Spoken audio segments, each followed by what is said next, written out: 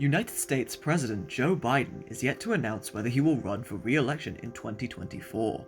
The president has flipped on this issue many times, saying he would only seek a single term in 2020, but more recently declaring that he does intend to be the Democratic nominee for president next year.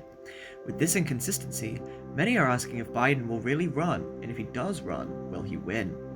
To answer this question, I turned to Allan Lichtman, a political historian who has accurately predicted the results of every US presidential election since 1984. So Allan, how did you do it?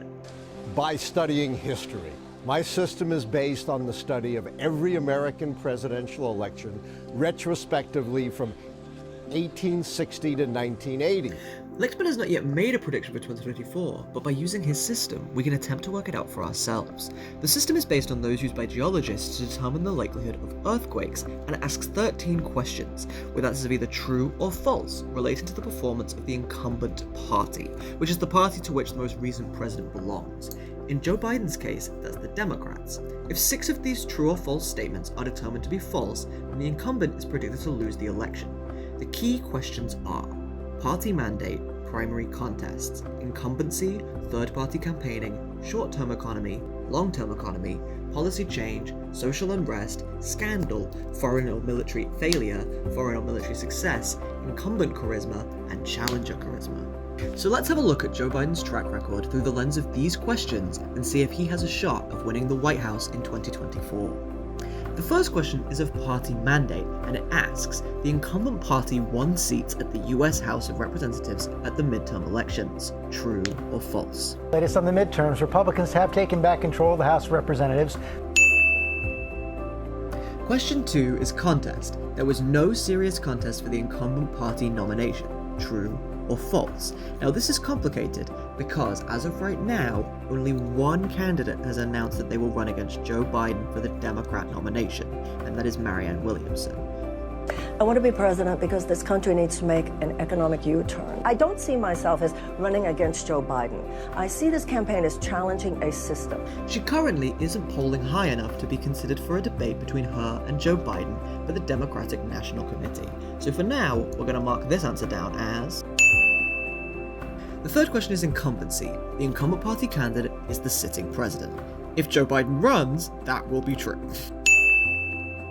The next category is third party. There is no significant third party or independent campaign. In the US, they have a bipartisan system, so 2 big parties. Third party campaigns are very rare, and in this instance, there is no significant third party or independent campaign. Short-term economy. The economy is not in recession during the election campaign. As of right now, there's obviously no way of knowing this, but the US does look like it could be headed for a recession based on the definition of a recession as 2 consecutive quarters of declining gross domestic product. Long-term economy. Real per capita economic growth during the term equals or exceeds mean growth during the previous 2 terms. Policy change. The incumbent administration affects major changes in its national policy. Major victory in Washington for President Biden, the Senate passing his $1 trillion infrastructure plan with bipartisan support.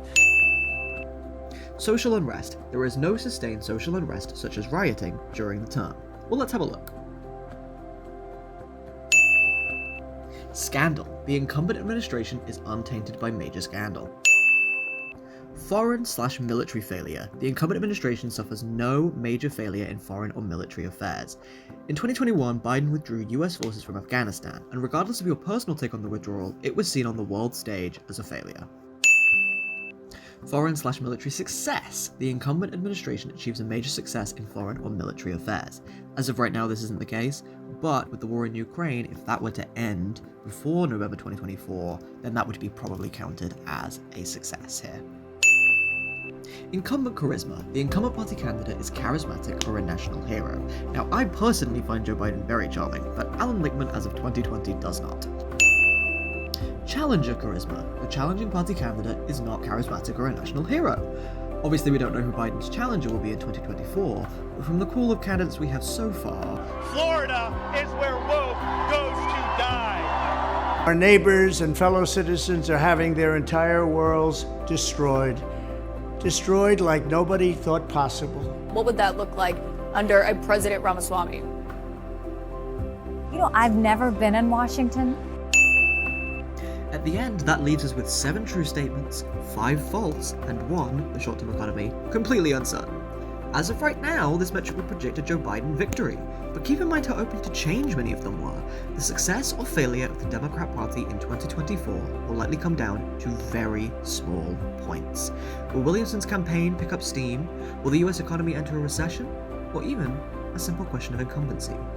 Will Biden